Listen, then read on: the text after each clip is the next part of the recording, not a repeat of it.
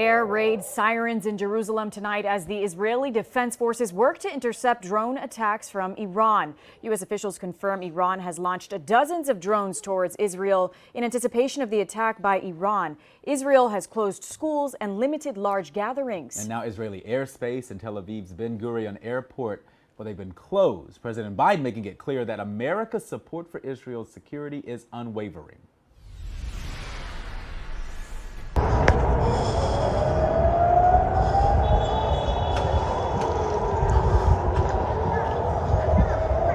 Again, these videos just into the newsroom of the barrage of rockets flying in the sky over Bethlehem. Officials believe there will be anywhere from 400 to 500 drones and missiles launched at Israel from Iraq, Syria, southern Lebanon, and the Houthis, but that the bulk have been launched from Iran.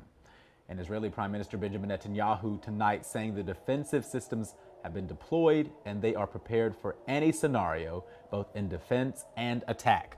Netanyahu once again vowing, quote, "Whoever hurts us, we hurt him." We've just learned the Israeli Security Cabinet has authorized the three-man war cabinet to decide on Israel's response to this attack.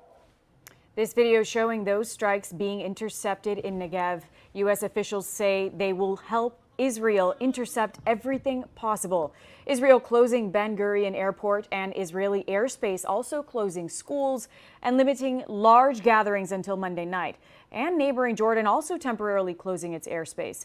President Biden and Israeli Prime Minister Benjamin Netanyahu are said to have spoken on the phone about 30 minutes ago, the president cutting short his weekend trip to Delaware. He returned to the White House earlier today to consult with his national security team as these latest events unfold in the Middle East.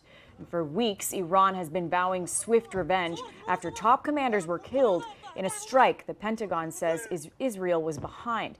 A source tells ABC News the U.S. has no doubt that Israel would respond to this latest attack, whether or not Israel lives or lives are lost, and that Iran will be the target of that response.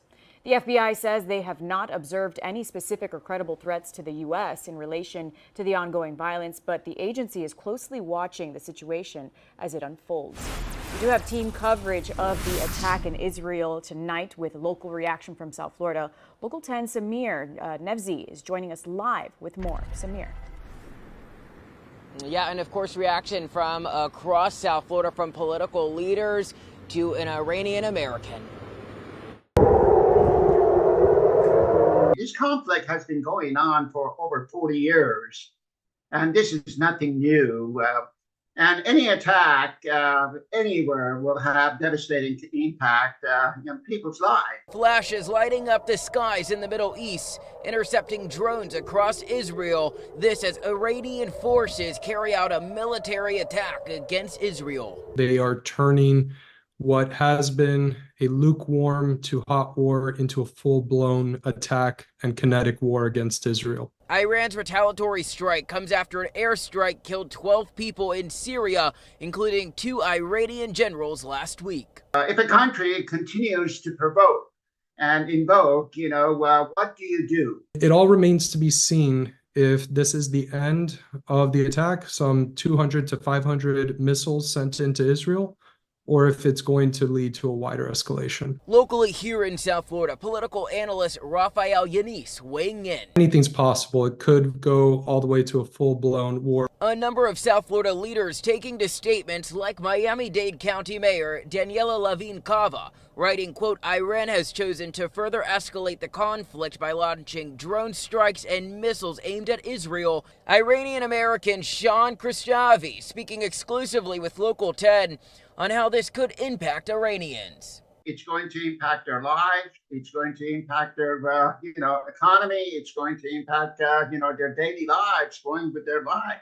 Of course, it's concerning. While it remains unknown how this conflict will unfold, Sean sharing a message of peace and unity.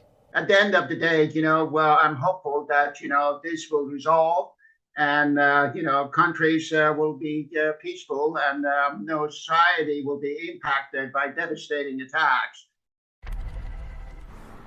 And Miami Beach police taking to social media saying they are monitoring the situation in the Middle East and plan on having an increased police presence. Live in Sunny Isles Beach, I'm Samir Nafsi, Local 10 News. All right, thank you much.